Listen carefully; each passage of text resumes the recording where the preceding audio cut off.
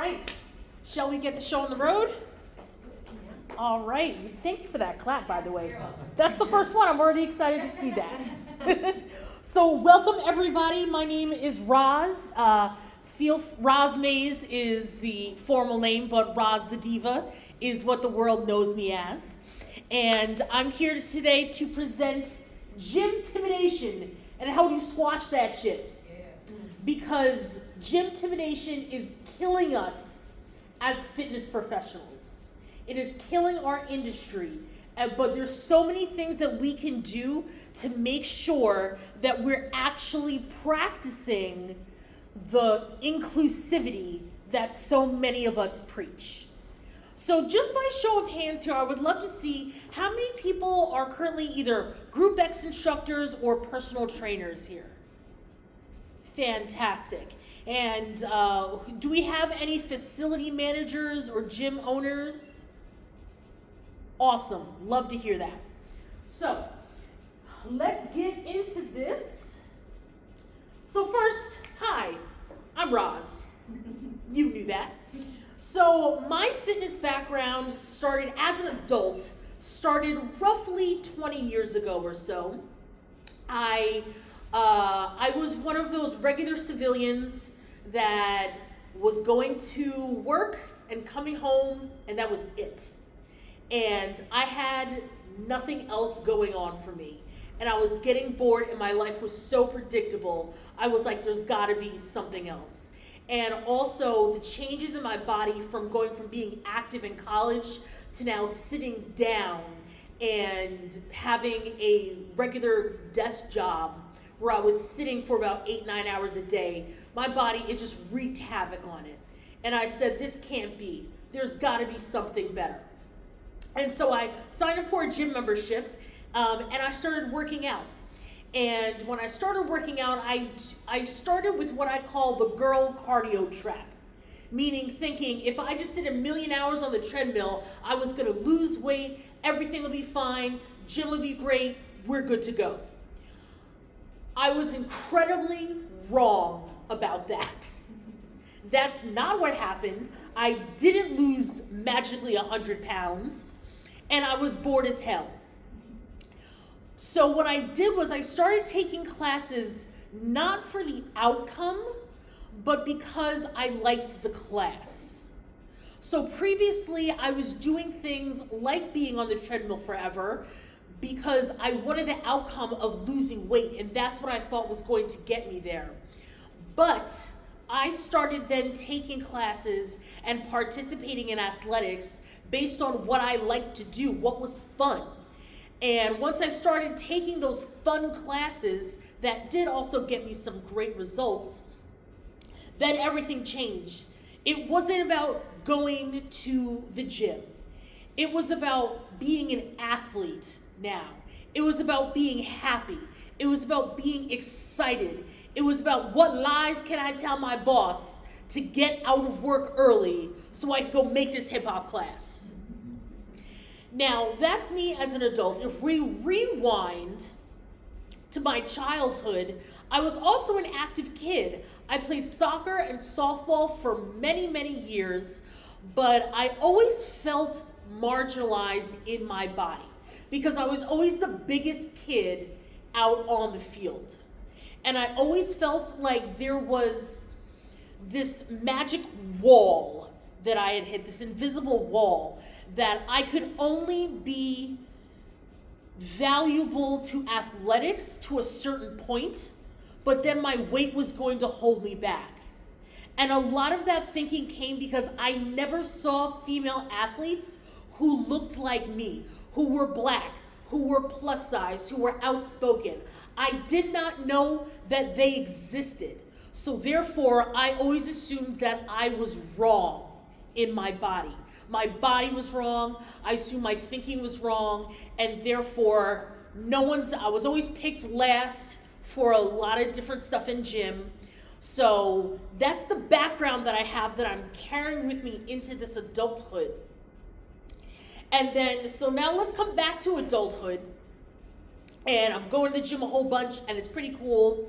And I'm still, though, thinking, you know what, this is great, you're having a good time, I'm seeing some results, but I still was carrying that childhood mentality of there's only but so much good I have to offer because of my size and because of my race. So you can imagine the incredible mind shift that had to happen for me to now become a personal trainer and group X instructor. And that mind shift took years. It took so much time for me to realize that yes, there is a place for me in athletics. That place is going to look different than others, but it is still going to be valid nonetheless. It took me so much time to get there because I had to do that work alone. I was the only one who I felt like was cheering me on. I already talked about that I didn't see myself represented in fitness media and in marketing. And not in my instructors, not in my fellow athletes. So I felt like I was doing this alone. And I'm sharing all of this with you today because if you have not had the experience of living in a marginalized body, you may not understand the anxiety that can come with it and the experience that comes with living in that marginalized body. And that's what I'm here to talk about today. I'm here to give you more insights as what it feels like to live in a marginalized body as an athlete, and more importantly, what you all can do as fitness professionals to help those living in marginalized bodies so they don't feel left out. They don't feel like they're forced to go to the gym. Because when you force an adult to do something, what happens? They don't do it. So that's my background. Currently, I've got two loves. My first love is pole dancing. And I have been a pole dancer for roughly 18 years now. And I travel the world teaching specialty pole dancing classes. Specifically, what I'm most known for is helping other instructors work with plus size pole dancers. And when I'm not on a pole, then you'll find me in the weight room because I love lifting heavy shit. I did not know until my mid-30s how much I loved lifting heavy shit until I accidentally on purpose fell into it one day. And then suddenly I went down a rabbit hole and found all these people who looked like me. And I was like, finally, where have you been? I've been searching for you since I was 12. But now they're here, I'm here with them, and I am hyped. All right, so let's get back to what is gymtimidation. This is the unofficial, unscientific, coming from my perspective, description, is that gymtimidation is something that makes you feel intimidated to start or continue a physically active lifestyle. So basically, it's something that is either internally within you or externally, like a force happening to you, that you feel like, I can't do this. This isn't for me. And you feel that to the extent where you no longer participate in athletics. So when I refer to gymtimidation, that's what I'm talking about. Today, what I want you to take away from this more than anything else is that confident trainers are going to make confident athletes. So I want all of you here to leave knowing and feeling more confident in yourself as a role model and as an athletic professional, that you're going to help your clients get to athletic glory, no matter what that athletic glory is. we've got a 3-step process here. The first step is you're going to build your own confidence. We've all heard the expression, you can't pour from the empty cup, correct?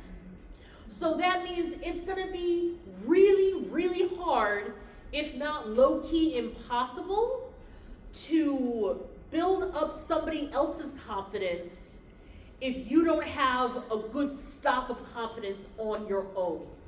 So first thing, we're going to talk about building your own confidence. Second, you're going to show that confidence. That's going to get a little scary, but we're going to work through it, I promise.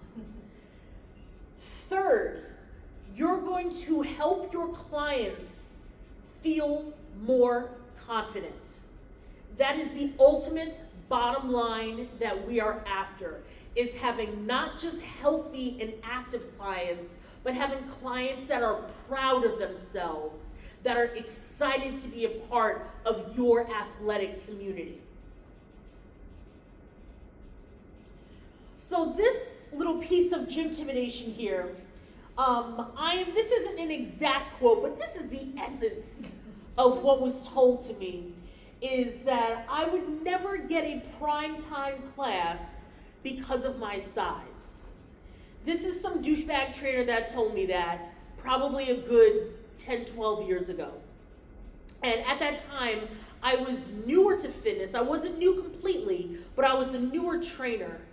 Had I not already had an established clientele, and had I not already had classes, I might have believed this person when they told me that I was too fat to have regular primetime classes because no gym would want to put me in a primetime slot. That is wildly untrue. Now, did I have everybody knocking down my door to hire me? Of course I didn't. But did I absolutely find my place in athletics? And is that place successful? Absolutely. So I want to turn it over to you all for a moment. I want to know if you have ever felt gym-timidated, whether it's by another person or another entity, or if it's something that comes from you within. So do we have anybody who wants to share an example of being gym-timidated? Don't all rush at once. I think it's more imposter syndrome for me. Mm-hmm. I started running like 3 years ago, and like that 12-minute mile, like somebody passed me with like a stroller once, and I think I felt like in a moment I was like, what am I doing? I don't belong in this space, but I had to get over it because I do like being in that space. But there was like definitely a lot of self-doubt and like, do I fit in here for a while? That is an excellent textbook example of why somebody might not. Now, I'm so glad, and I hope you're still a part of that community, but there's so many people who would back away from that because of that experience. But I'm happy that you're still here. Anybody else want to join in? Jump in? I can just say that I've been a personal trainer and group fitness instructor for like 17 or 18 years, and I still walk into spaces sometimes, and not because of my lack of confidence or knowledge, but because of the culture of a specific space, or the way the participants treat me, or I watch them treat each other, does not feel like a space I feel welcome to be in. Absolutely. Absolutely. We all know there are a million gyms out there, and there are a million types of gym culture. None of them is necessarily better or worse than the others, but I can tell you for a fact, there are certain gym and athletic cultures that are more inclusive and actually practice what they preach than others. Everybody loves saying how body positive they are, and everybody loves talking about, oh, you're all welcome. Let's all rock this out. This is beginner friendly. Beginner friendly is not running an 8-minute mile. That's just not going to happen. So, let's keep this party train moving. Step 1, build your own confidence through education. Education is so incredibly important. This is the number one way that I was able to go from kind of on the side, playing on the side, to actually being a part of teams and being a part of gyms and being a part of the athletic culture is because I educated myself as much as possible.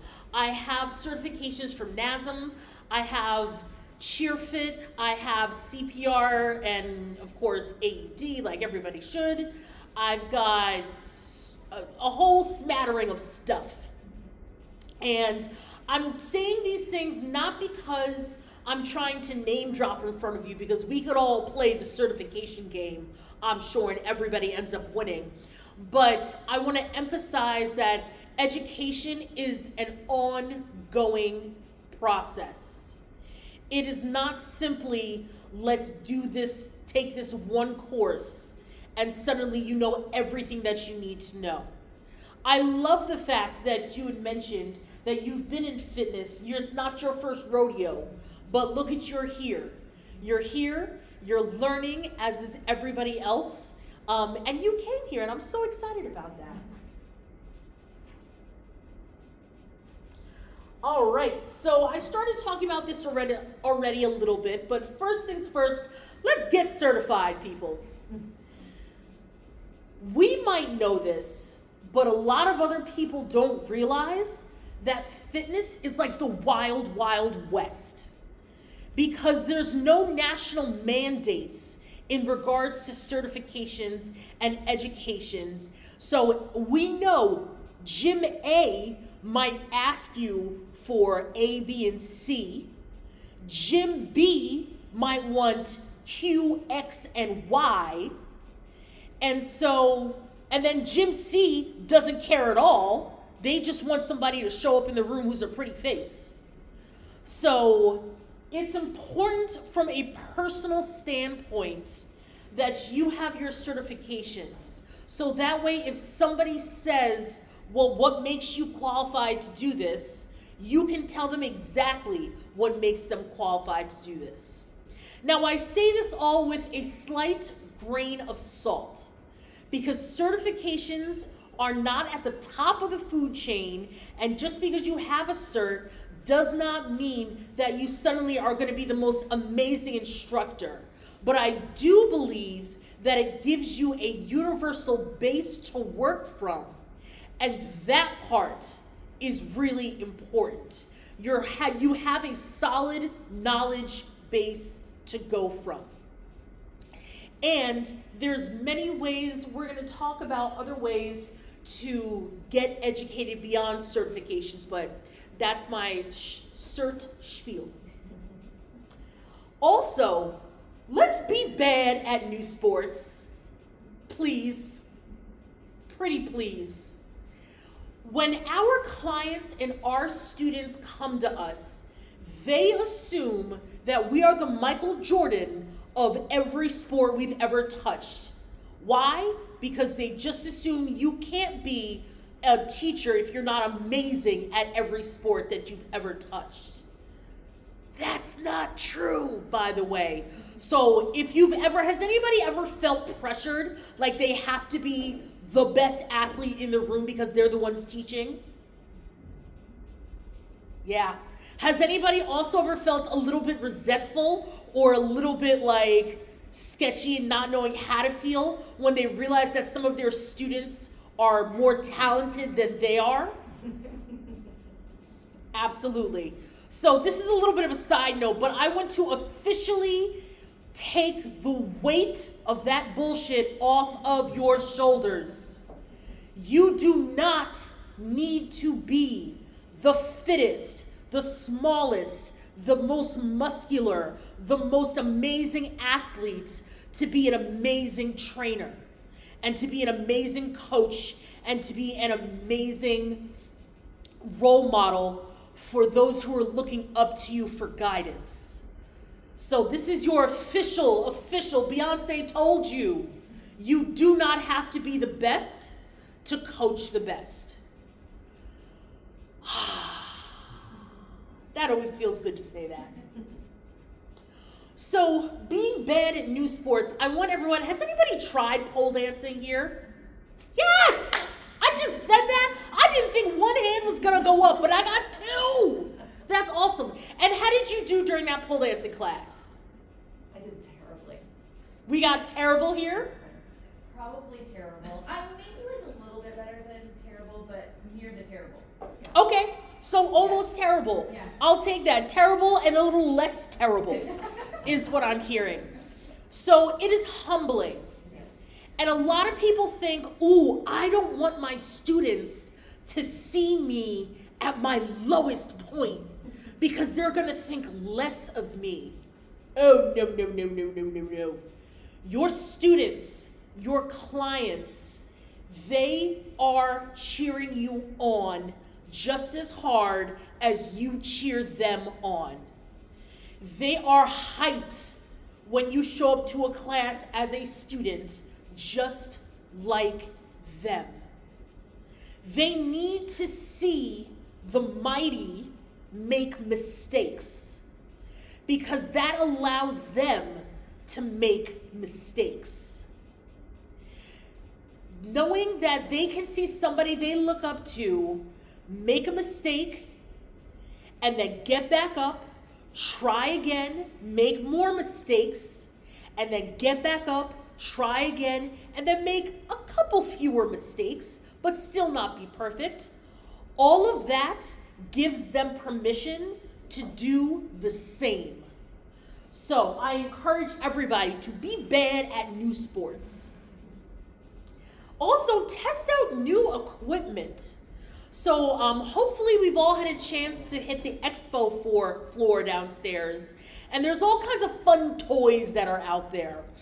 And another reason why people are often intimidated by going into a gym is because they don't know how to use the equipment that's there.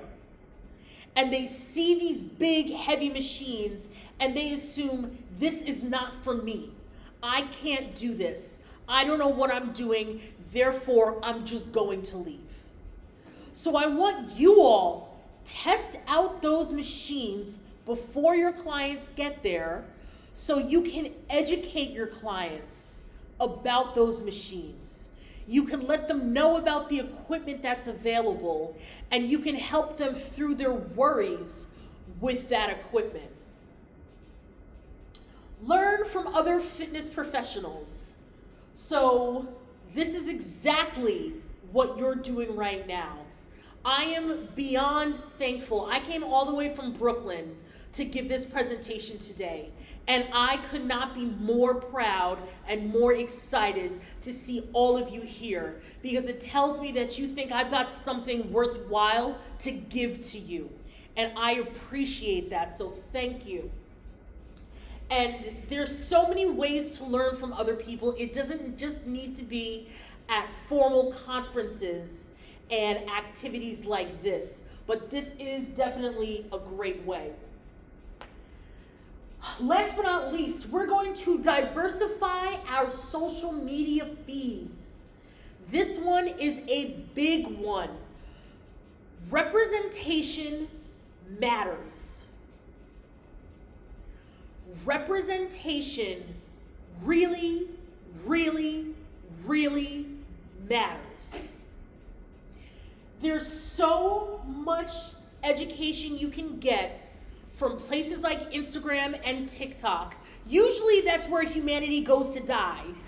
But occasionally there's some cool things that pop out of there. So for example, I do not have the lived experience of being a wheelchair user. However, I have learned about what it's like to be a wheelchair athlete based on different social media accounts that I follow. So that's been an amazing way for me to get a firsthand education, even if it isn't necessarily official or it's not going to give me any CEUs. It's still going to teach me so much. You are what you see. If you can't see it, it's difficult to believe that it can happen. So you don't need to suddenly turn your Instagram feeds into the United Colors of Benetton, but I do absolutely encourage everybody, look up some hashtags for people who are different than you. People, maybe look up Black athletes, look up wheelchair athletes, look up, hell, there's even, one of my favorite accounts to follow is Polling with CP. It's about a woman who's based in Texas. She has cerebral palsy, I believe, and she's also a pole dancer, and she uses her wheelchair during pole dancing. So that's something that, again, I don't have that lived experience to rely on, and I also don't have any friends who are in my close circle of friends that have that experience that can teach me, but I'm so thankful that people like her, I believe her name is Jackie.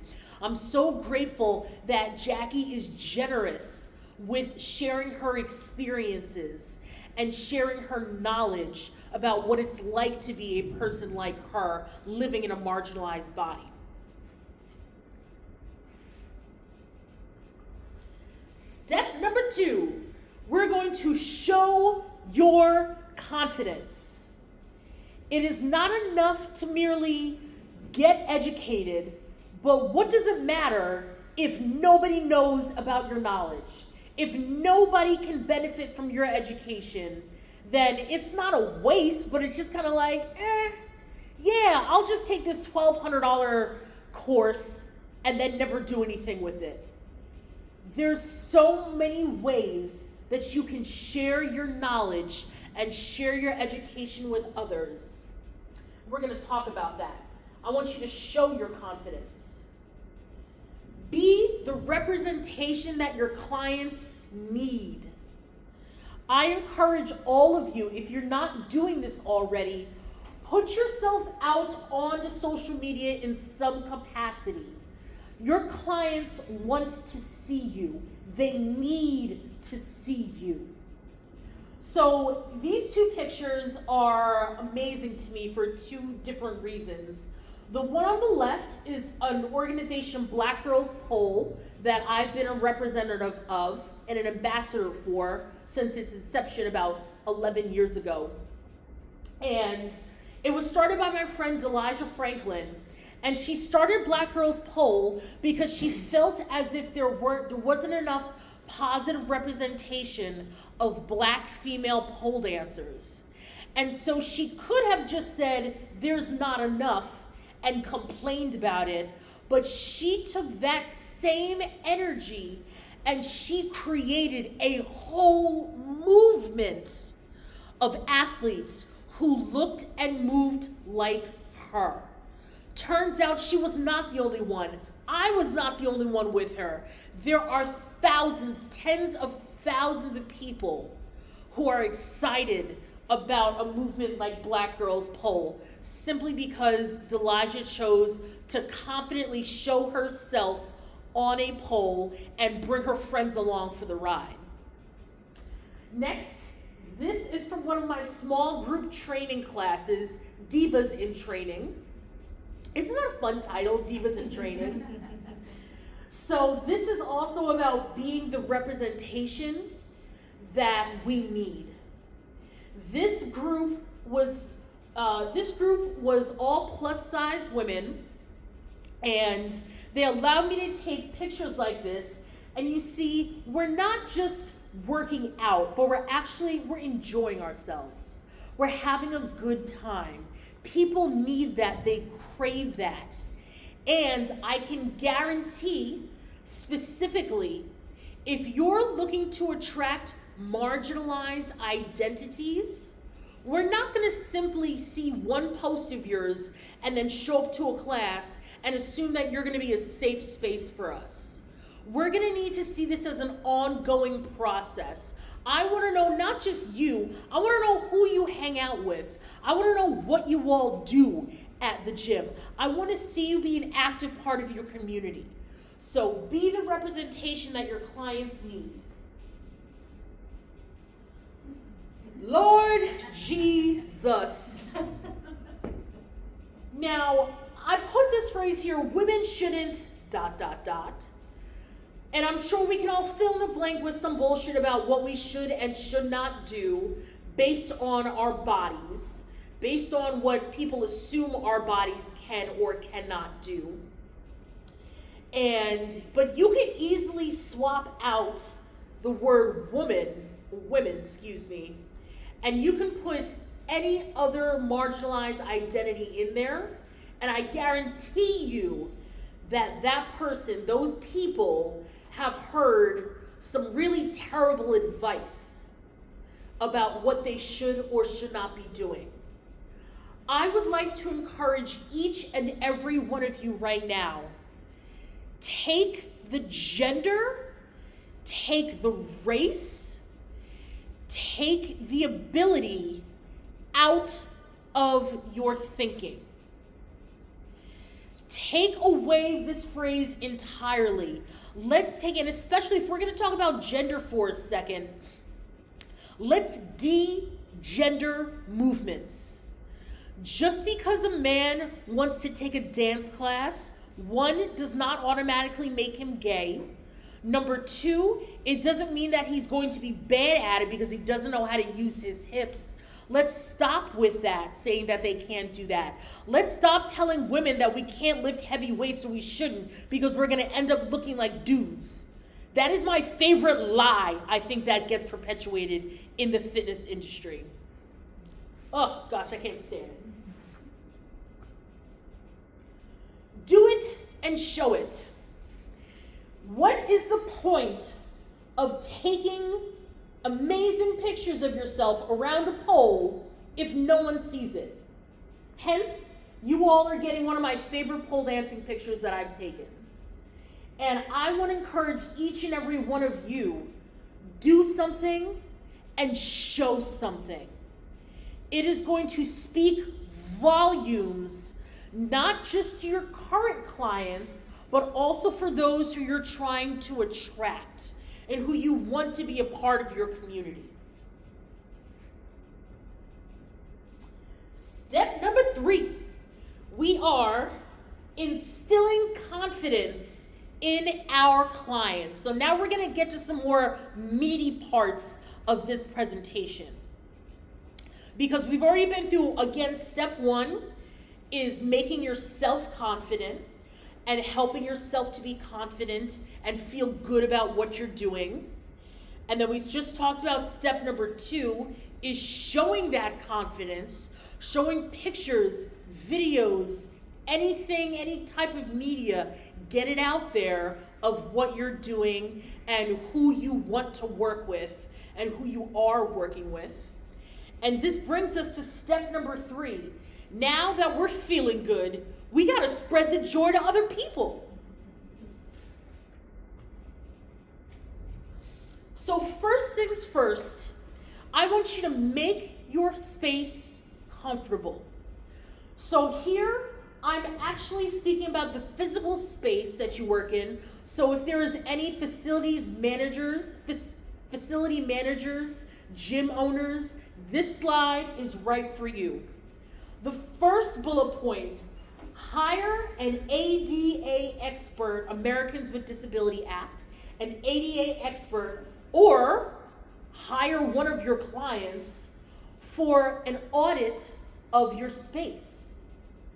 Here's a simple question I want you to think about. Think about the space the physical space that you operate your business or your classes from.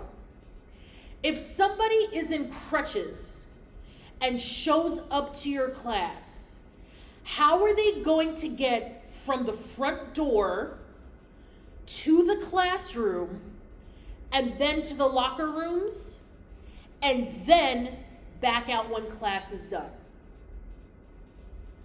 Now, crutches is just an example. You can easily swap that out with somebody who's using a wheelchair or some other assistive devices. How are those people, if they can't even physically get into the room, how are you expecting them to be a part of your community? And more importantly, to give you their money.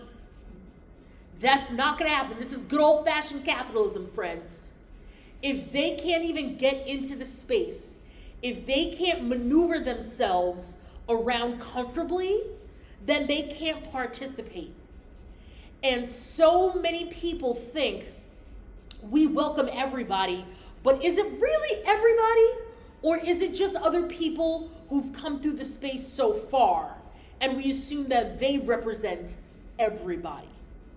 So we want to make sure within reason that your space is physically comfortable for people to use assistive devices with.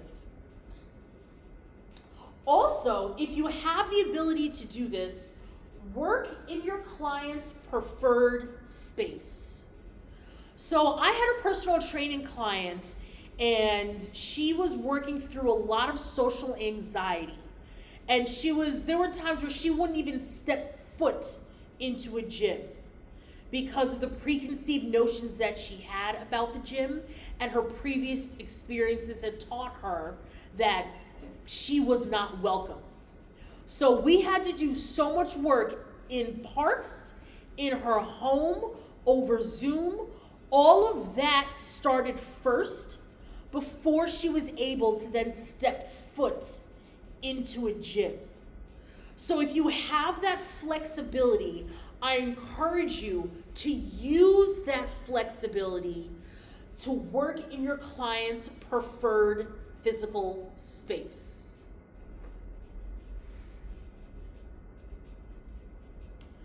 All right, let's talk about the intake process. This is particularly helpful for my personal trainers out there or other people who talk with clients directly before they get started. The intake process can be terrifying because all too often people with marginalized identities go into a space and they're seen as a problem to be solved. Their bodies are scrutinized and analyzed before they even step foot into a group fitness class. And that's because particularly at like big box gyms, there's so much pressure to make a sale, make a sale, make a sale. And so I have also actually been approached by other gym professionals, and the first words out of their mouth are, "How much weight do you want to lose?" I'm like, "Cool story, bro. I actually just want to get on a pole, so leave me alone." So, and also the intake process, it can bring up a lot of anxiety and trauma for people because it brings up all those memories of people asking about their bodies, talking about their bodies, and not always in a positive light. So let's transform the assessment and the intake process. The first thing we're gonna do is we're gonna send out a questionnaire ahead of time. If clients would like to fill out a questionnaire ahead of time, they absolutely can do that. But at the very least, have that questionnaire out there so people know what to expect. They know what kind of questions you're going to ask them. They have time to think about those questions, and they have time to process that information so they can determine what they feel comfortable sharing with you and what they may not feel comfortable sharing with you. Can we please, pretty please, with sugar on top and a cherry, skip body measurements?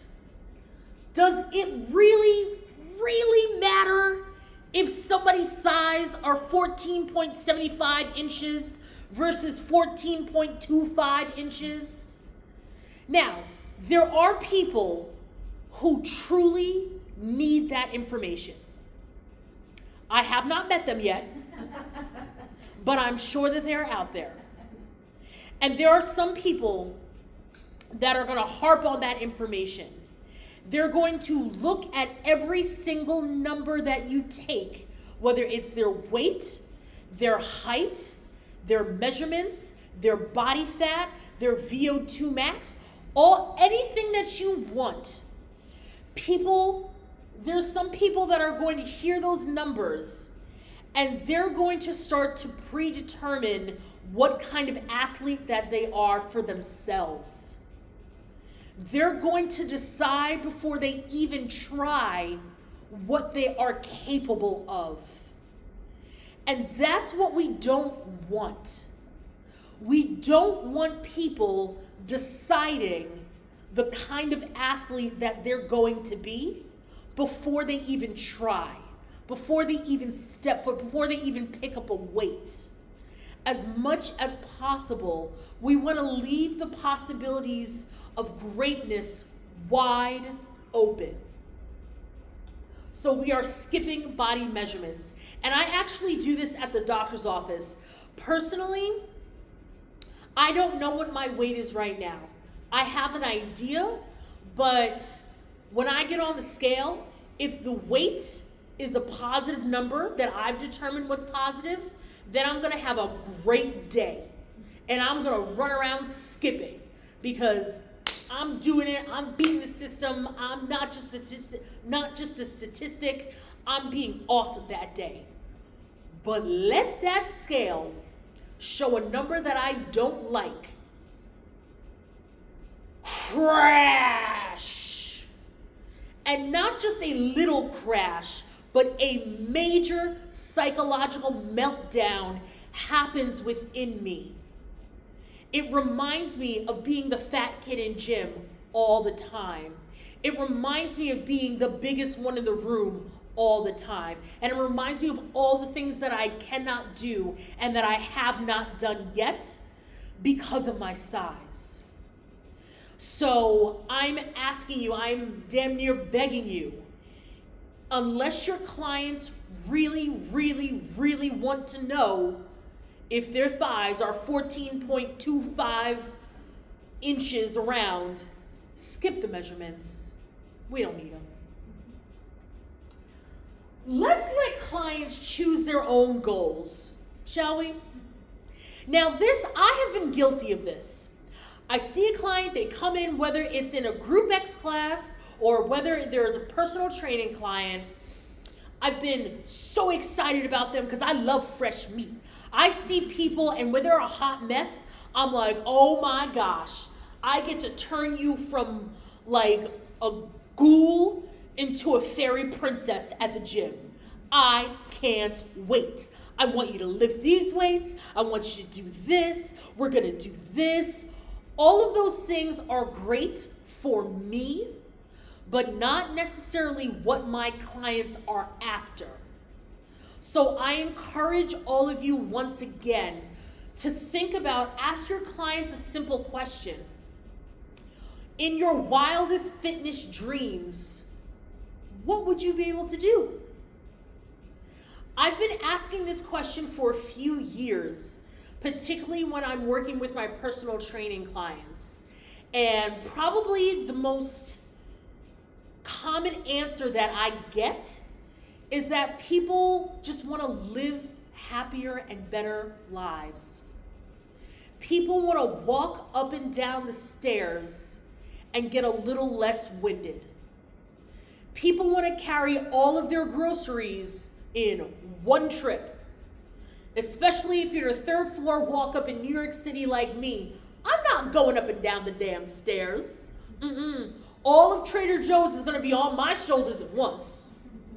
So that's a major goal of mine. So what does that mean? Now, since I've established what my goals are, what your clients' goals are, then you can dream up all the ways that they can get to those goals. So that's a difference that I want you to think about. There's a difference between creating goals for your client and also creating a pathway for your clients to get to their goals. We want to focus on creating the pathway for your clients to get to their goals.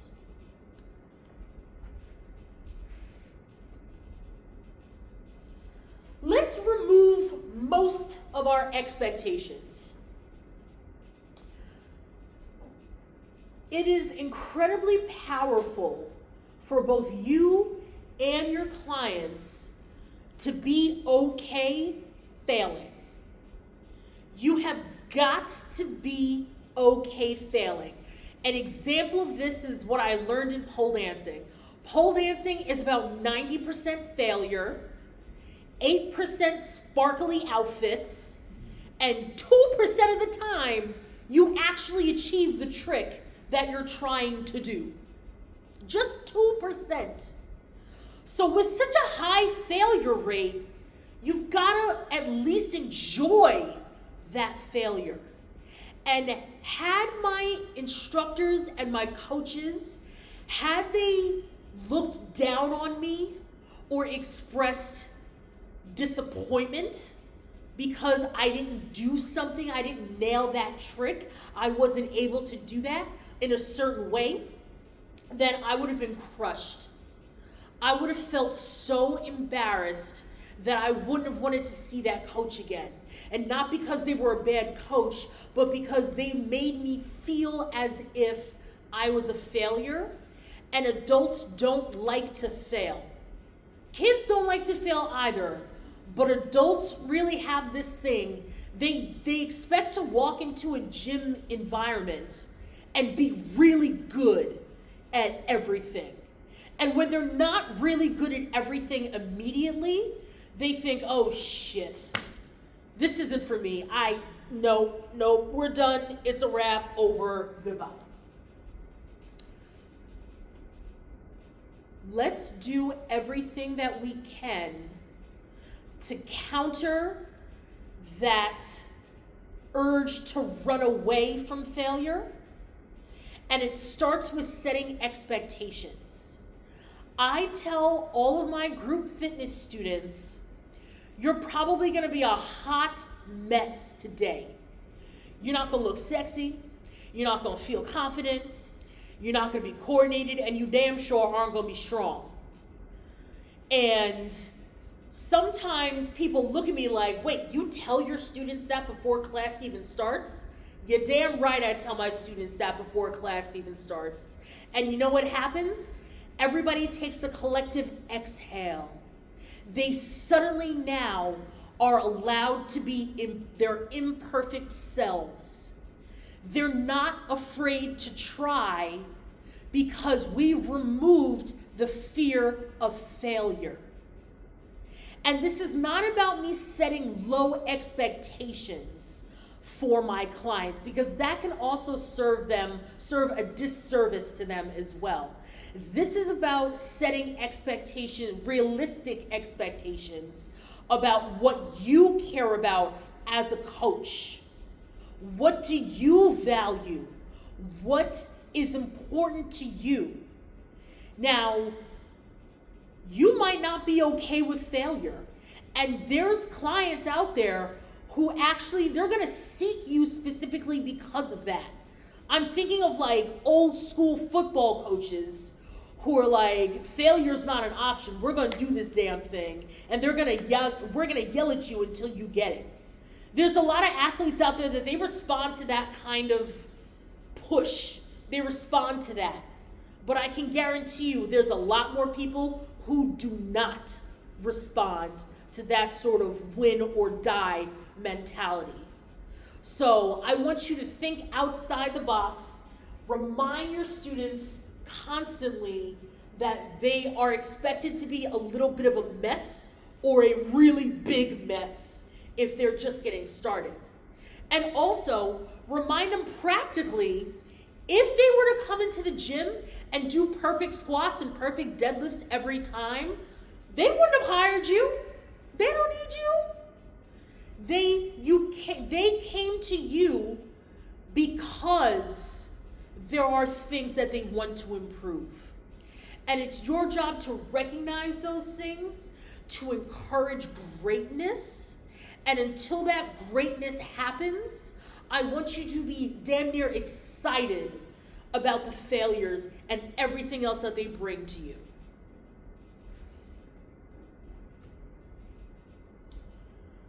during the workout, let's work out with our clients. Now, when I say this, I'm not talking about competing against them. I'm not talking about going hard and making this workout about what you want to do. What I'm talking about is being a buddy. Being somebody who is a companion to your clients. So that way they're not doing anything alone. I am so fortunate because I have had people travel 2 and 3 states over to be a part of my workshops or to be a part of my classes. And sometimes they're just regular like group conditioning classes. And I asked them, I'm like, it's Tuesday at 2 o'clock. Why on earth did you drive to New York from Pennsylvania to be in this class?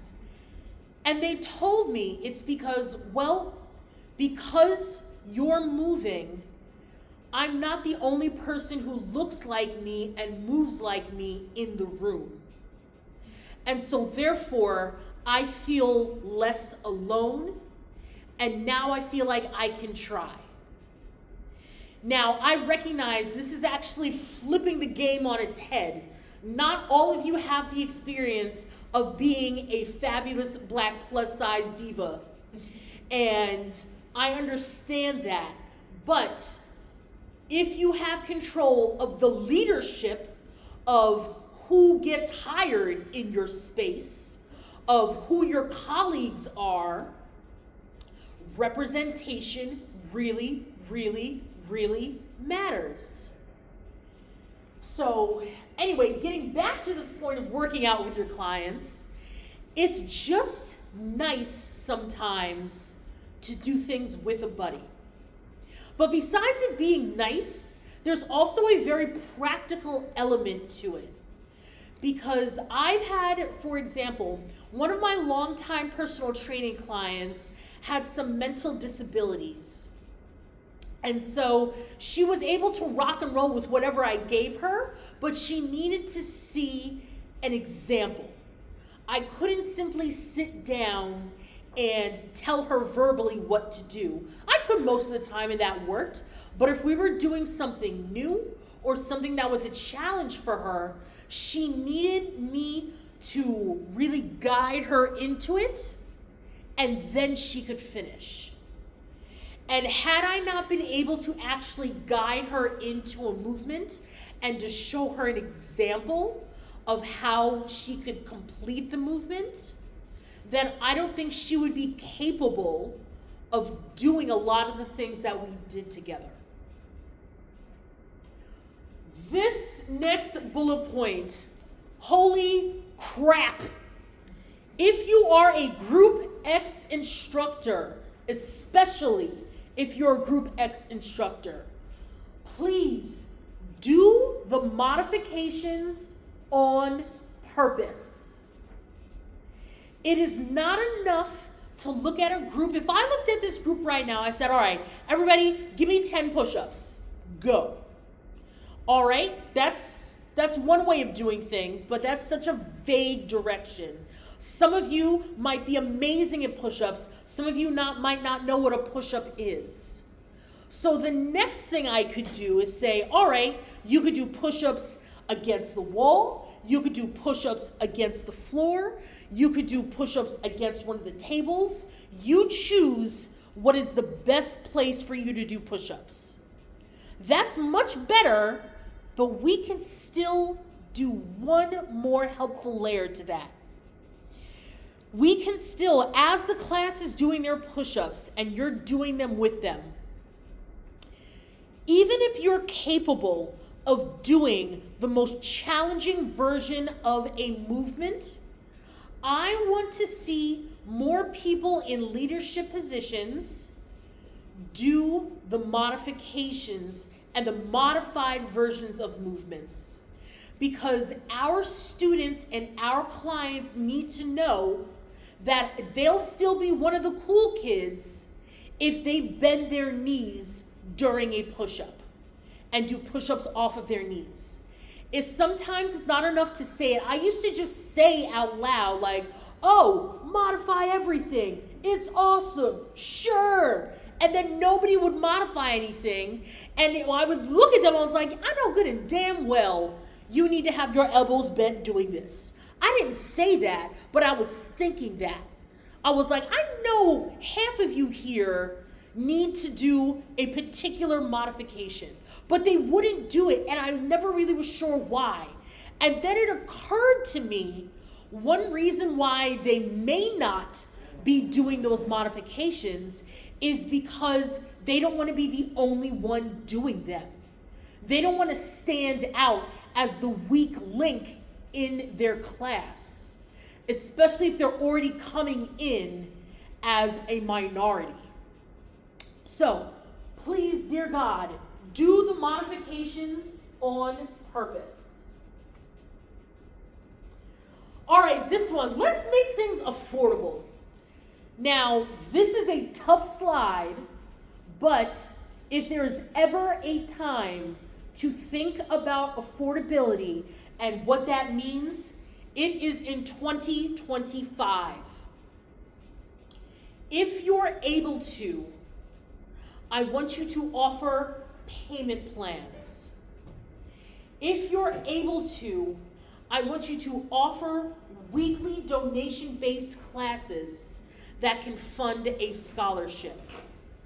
I want you to think of different ways to include different kinds of people. We know absolutely fitness is not cheap. Personal training is a luxury. And I say this as somebody whose clientele is starting to drop off because fitness and personal training is a luxury. So now I'm in the process of roping them all back. And the way that I'm roping them all back is I've tried offering sliding scales, which has worked for some people, may not work for others.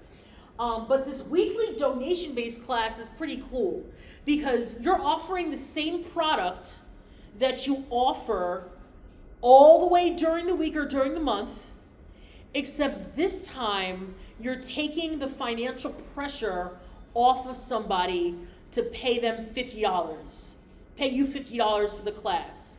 Maybe that week they can only afford $7. Maybe they can afford to give you $60. You'll be surprised if people appreciate what you have to offer, they will go out of their way to make that class happen for you. They want you to succeed. And they also want to feel successful. And this is important. If you're working with marginalized and minority groups of people, understand that we might be financially in a more difficult spot than some of our able-bodied, majority, stereotypical athletes. So this is a part of not just saying we want a little bit of everybody, but about this is how you can actually make that happen. In conclusion, confident trainers make confident athletes. One more time. Confident trainers make confident athletes. So, I believe that is it. No, it's not it. Okay. So here's what's going to happen. Everybody's going to take out your phone, and you're going to scan this really fun QR code, and you're going to tell me how I did today. And this is not just, I just want to bask in compliments. Like, yes, of course I want to bask in compliments, but I also want to hear from each and every one of you about how I can make this presentation better. I want to hear about your own experiences with Gymtimidation. I want to hear from you. So I'm going to leave this up, and I want to open it up now for questions, because believe it or not, I've been yapping for over an hour now. So I want to open up for questions or discussion about anything that we've gone over, or anything that we have not gone over. Oh, wait, hold on. Time out before we get into that.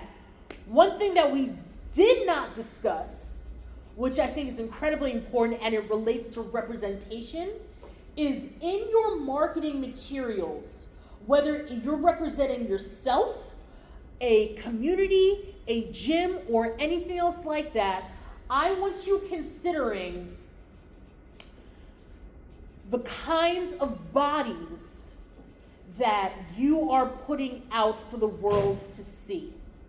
If you say we are a gym open to every type of body, then I damn well expect to see every type of body represented in your marketing materials. I cannot tell you how important that is. We've already discussed the importance of representation. This is exactly why it matters. Representation really, really, really matters. And it starts with your marketing game. I'm so sick of seeing the same type of body, same type of like 22-year-old without any debt probably, with a 12-pack and, you know, white, slender, cis, able-bodied person who's like, everyone's welcome, yeah! Cool story, bro, but what about everybody else? So, all right, now let's open it up to questions or comments or anything.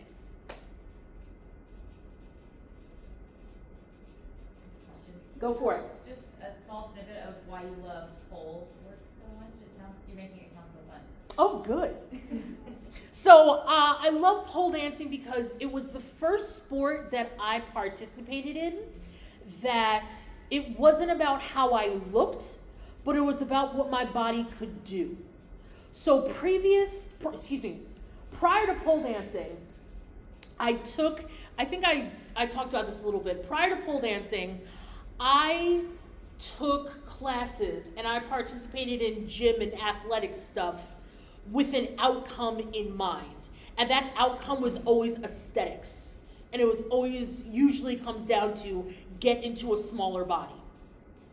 But then I went to pole dancing and suddenly we weren't just running around crazy and we weren't just lifting weights for the sake of lifting weights, but we were actually, I was able to do things that I never thought in my wildest dreams mattered. I didn't know I could climb a pole 12 feet into the air by myself at my size. I didn't know that I could spin without being dizzy. And I didn't know that I could take my whole body and haul it upside down. And so it took a long time, and it took a lot longer than it did for my slender counterparts for me to get to that same point. But once I got to that same point of success, it was the most amazing feeling I'd ever had. And so I'm so thankful. In pole dancing, I joke, it's my gateway drug into doing fitness as a full-time career. That's how I got started in this industry, was teaching pole dancing. I'm actually going to be teaching pole dancing at 2 studios tomorrow here in San Diego. One AK studio and then Vertica San Diego. So if you're curious and interested, we'll talk. Great question, thank you. Anything else anybody wants to throw out there? Do you have any good like opening lines to like address a group for like the first time when they try something new? I teach a weird one, so sometimes people kind of like stare at me. I'm like, I need like a good like opening line. Yeah, what do you teach? Snowboarding. That's awesome. Yeah, it's a weird one. Yeah, so I tell them, now this is also based on my psycho personality. I tell them to their face like, you're gonna suck. Like you just are. You're gonna suck today. So I say that because I don't want you to fail. I say that because I don't want you to be so scared of messing up that you don't even try. So I encourage you. I'm gonna be right there with you. My expectations are that you try your best. That's it. Whatever comes after that, whatever. We're getting tequila shots and a popsicle after class. So I literally tell them, like, you're gonna suck and it's gonna be fine. All right, everybody. Well, I hope you've enjoyed the expo and the conference so far. Again, my name is Roz the Diva. I am so thankful and happy that you are here with me. So feel free to stalk me on Instagram. Hit me up by email. I can take this presentation to anywhere because I have a passport and no kids. So let's make it happen. Take care, everybody.